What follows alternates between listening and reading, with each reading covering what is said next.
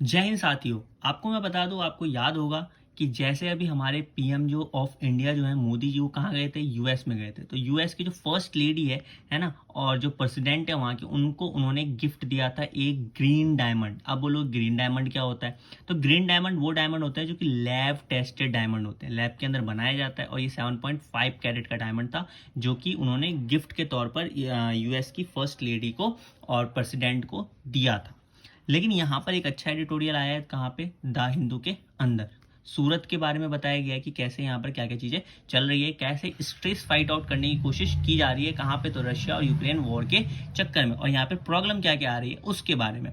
चलिए बिना टाइम अगर आप बिना टाइम वेस्ट करते इसको स्टार्ट करते हैं। लेकिन उससे पहले अगर आपने चैनल को सब्सक्राइब नहीं किया तो चैनल को सब्सक्राइब करें, और ऐसी इन्फॉर्मेटिव वीडियो के लिए आप इस चैनल को शेयर भी कर सकते हैं। फिलहाल आगे बढ़ते हैं।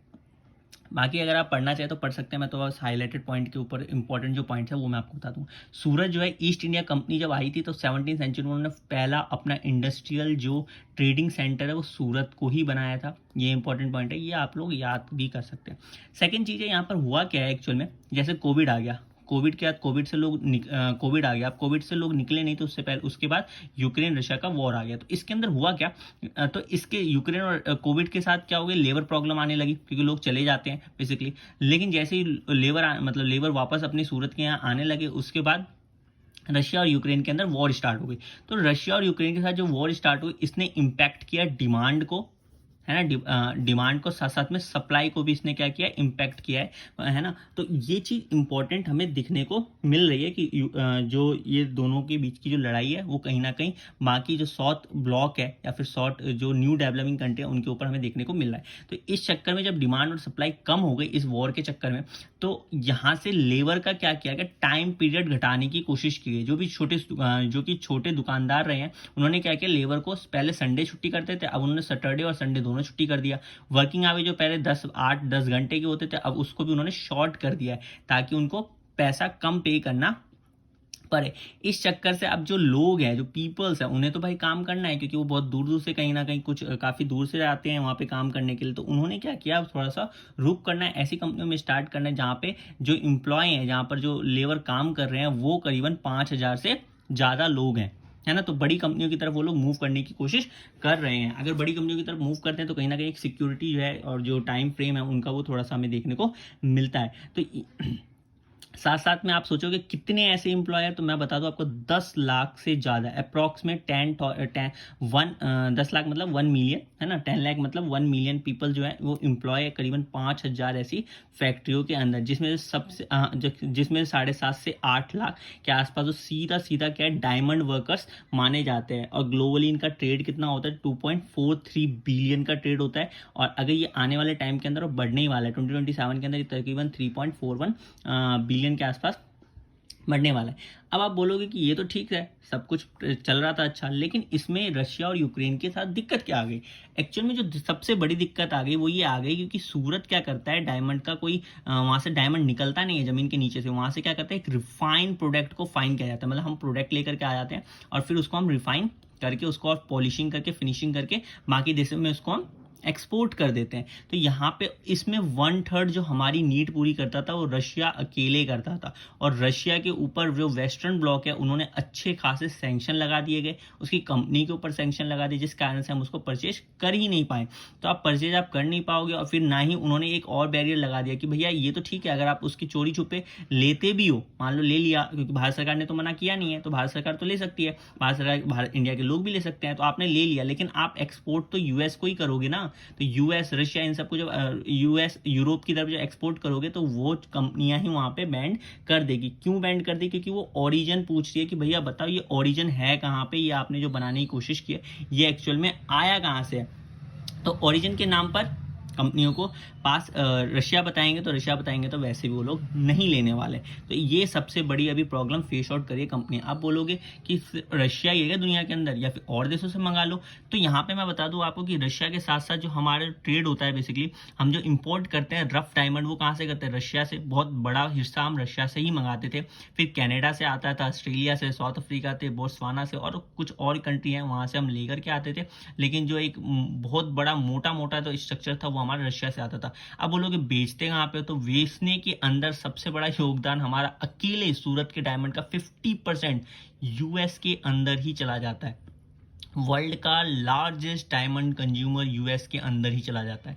और यूएस के अंदर एक वॉर के चलते इन्होंने आप क्या कर दिया है, बैरियर लगा दिया कि भैया बताओ रफ डायमंड आपके पास आया कहाँ से, आप रशिया का नाम बताओगे, वहाँ पे भी दिक्कत होगी। साथ साथ में जो यूरोप है, यूएस के साथ साथ तो यूएस जो है 50% मार्केट होल्ड कर देता है, लेकिन जो चाइना है, यूरोप है, मिडल ईस्ट है, यहाँ पे भी डायमंड जाते हैं, लेकिन उस डिमांड के साथ नहीं जा पाते हैं। लेकिन जो यूरोप है और जो यूएस है, ये दोनों ही मार्केट के आखिरकार ये आया कहाँ से, सोर्स हमें बताओ।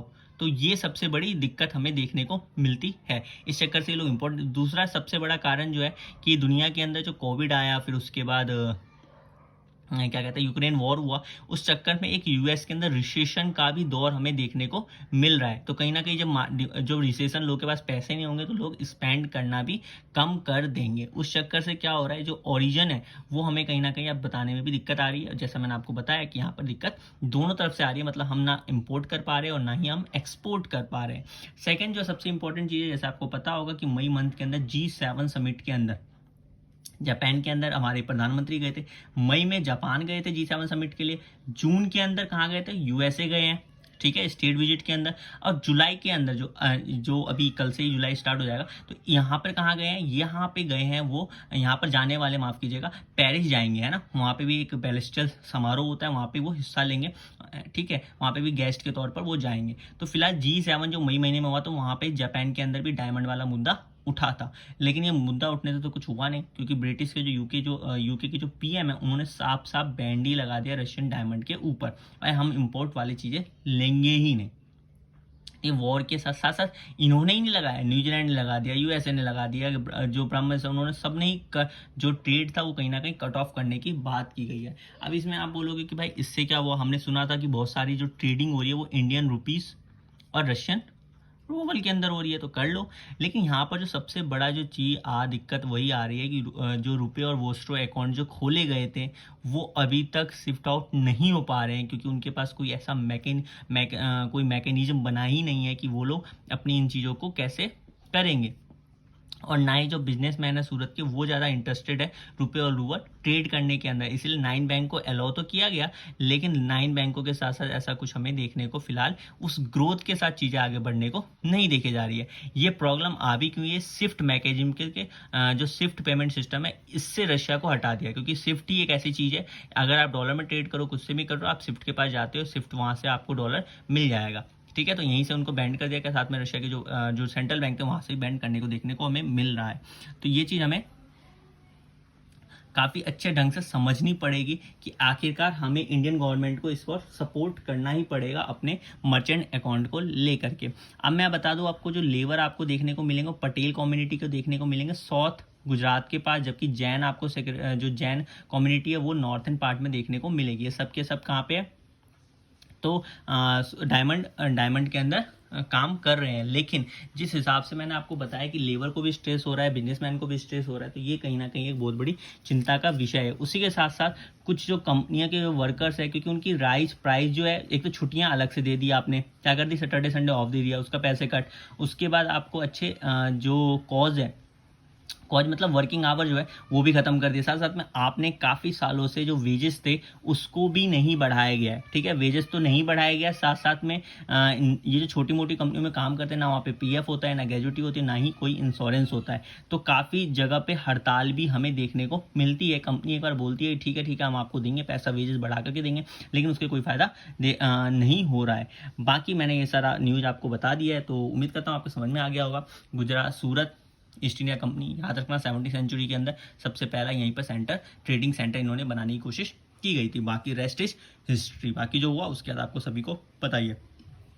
फिलहाल के लिए इतना ही, बाकी आप हमारे चैनल को सब्सक्राइब कीजिए और फिर आगे हम आपको मिलते हैं एक नए दिन के साथ, एक नए न्यूज़ के साथ। अभी के लिए जय हिंद।